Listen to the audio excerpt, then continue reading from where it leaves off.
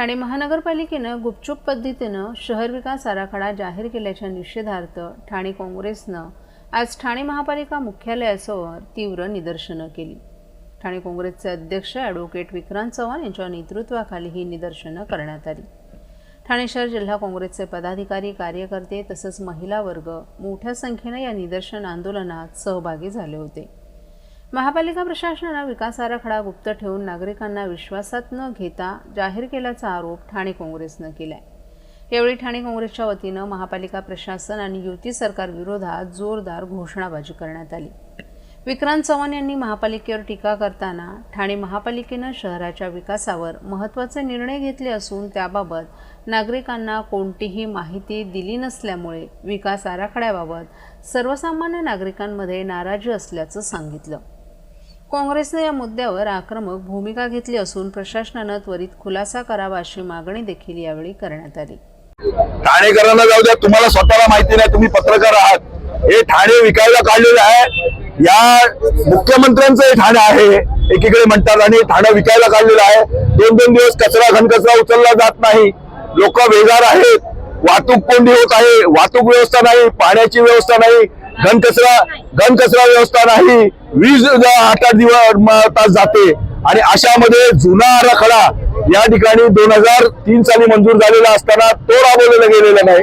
नागरीकरण मोठ्या स्वरूपात वाढवलं या लोकांनी, पैसा विकलाय, ठाणं विकायला काढलंय। यांनी मुख्यमंत्र्यांचं ठाणं म्हणतात, लाडली बहीण योजना आणली, परंतु ठाणेकर बेहाल आहेत आणि त्यात गपचूप या इलेक्शनच्या तोंडावरती हा विकास आराखडा काही ठराविक एका रूम मध्ये बनवून, एका ऑफिस मध्ये बनवून सचिन जोशी नावाच्या जो मुख्यमंत्र्यांचा राईट हँड आहे त्याच्या दबावाखाली हा शहर विकास विभागाने आराखडा गपचूप प्रसिद्ध केला।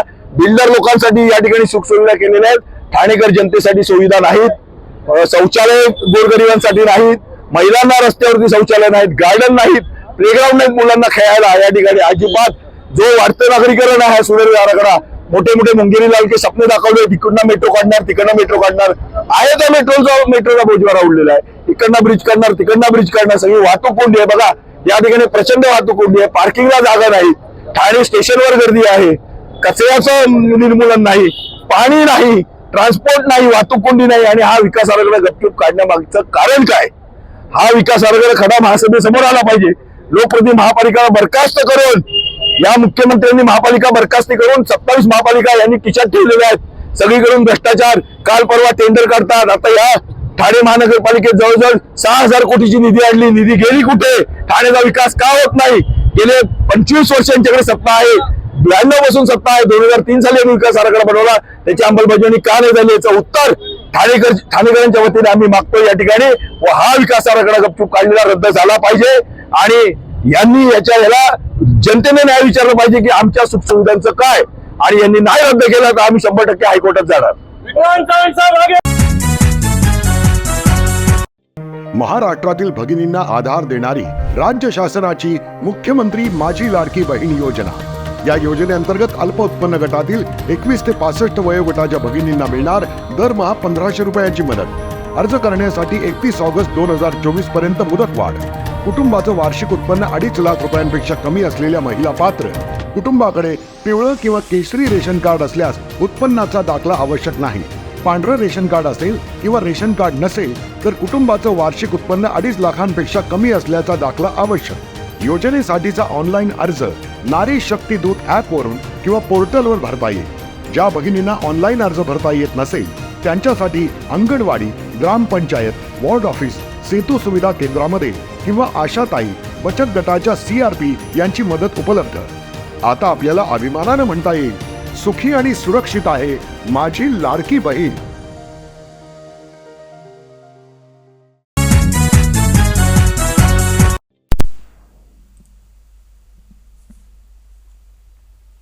कळवा येथील कावेरी सेतूवर आमदार डॉक्टर जितेंद्र आव्हाड यांच्या संकल्पनेतून साकारलेल्या डॉक्टर बाबासाहेब आंबेडकर सार्वजनिक ग्रंथालय आणि अभ्यासिकेचे लोकार्पण काल करण्यात आले।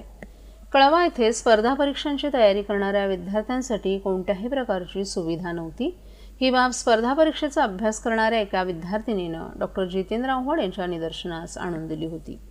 त्यानंतर आमदार डॉक्टर जितेंद्र आव्हाड यांनी जागा मिळवून या ठिकाणी डॉक्टर बाबासाहेब आंबेडकर यांच्या नावाने ही लायब्ररी सुरू केली आहे। हे ग्रंथालय अभ्यासिका पूर्ण वातानुकूलित असून सुमारे 5,000पेक्षा अधिक पुस्तकं सद्यस्थितीत या ठिकाणी उपलब्ध आहेत. या ठिकाणी केंद्रीय लोकसेवा आयोग आणि महाराष्ट्र राज्य सेवा आयोगाच्या परीक्षांसाठी ठाणे महानगरपालिकेचे माजी विरोधी पक्षनेते मिलिंद पाटील हे मोफत पुस्तकं उपलब्ध करून देणार आहेत. सकाळी 6 ते रात्री 12 वाजेपर्यंत ही लायब्ररी चालू राहणार आहे. लोकार्पणानंतर डॉक्टर जितेंद्र आव्हाड यांनी कळवा, खारेगाव, विटावा, पारसिक नगर, कळवा पूर्व येथील विद्यार्थ्यांसाठी सुसज्ज ग्रंथालय अभ्यासिका नसल्यानं त्यांना अभ्यासासाठी ठाणं गाठावं लागत असल्याचं सांगितलं. प्रवासात वेळ जात असल्यानं विद्यार्थ्यांच्या अभ्यासावर परिणाम होत होता.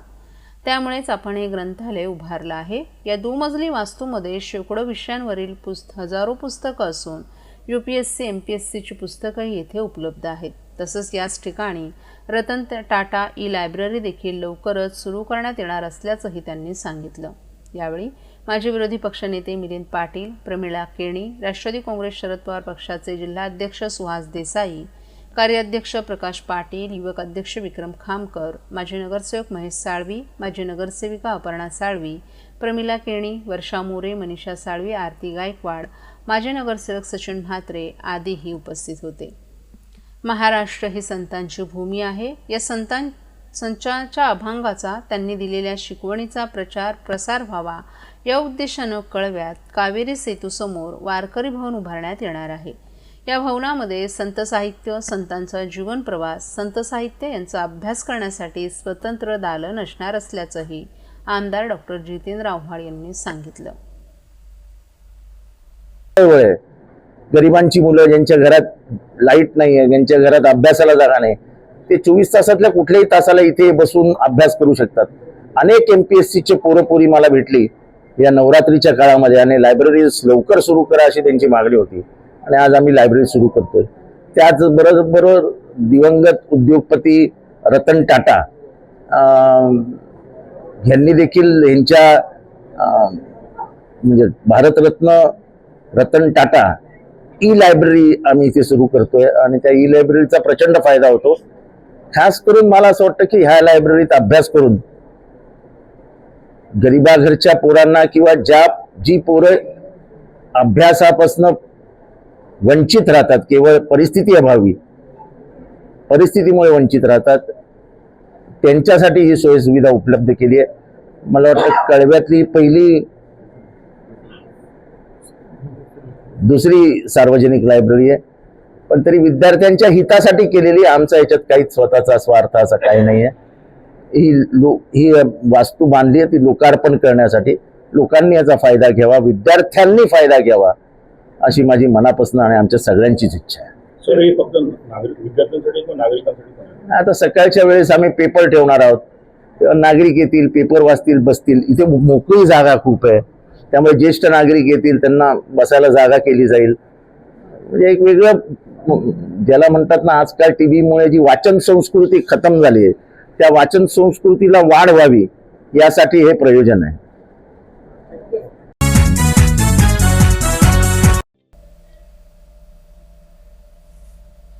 बाबा सिद्दीकी यांच्या हत्येचं प्रकरण दडपण्यासाठी मुंबईच्या सीमेवर हलक्या वाहनांना टोलमाफीचा निर्णय घेण्यात आल्याचा आरोप शरद पवार गटाचे आमदार जितेंद्र आव्हाड यांनी केला.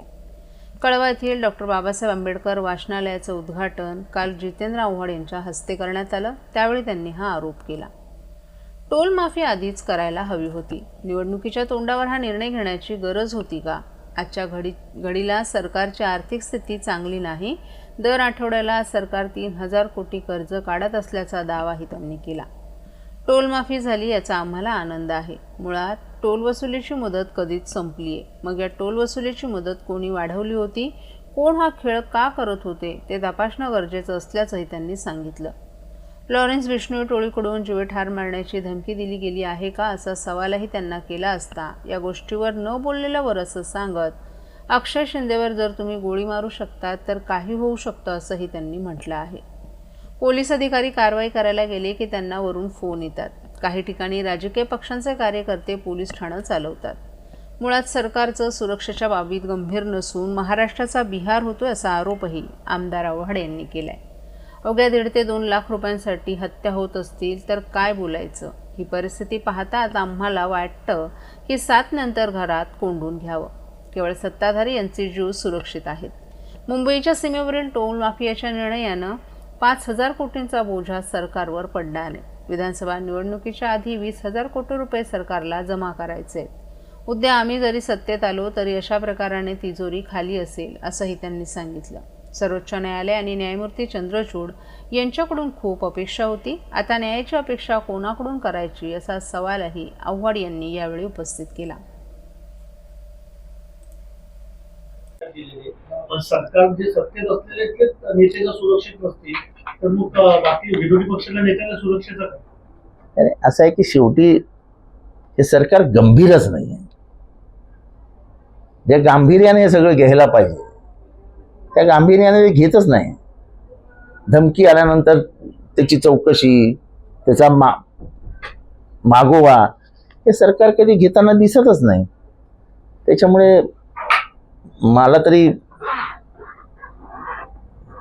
महाराष्ट्र, बिहार म्हणजे 1.5 लाखासाठी 2 लाखासाठी जर येऊन मर्डर होत असतील तर मग कोणाचा जीव सुरक्षित आहे?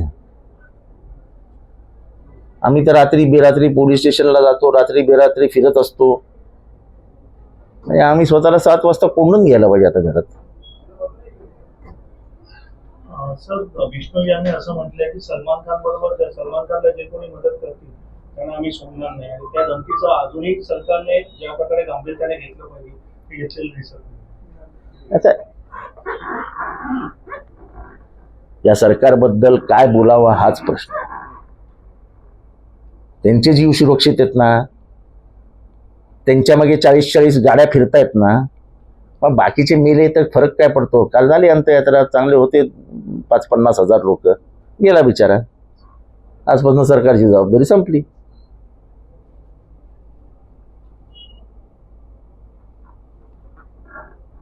कुठे ना कुठे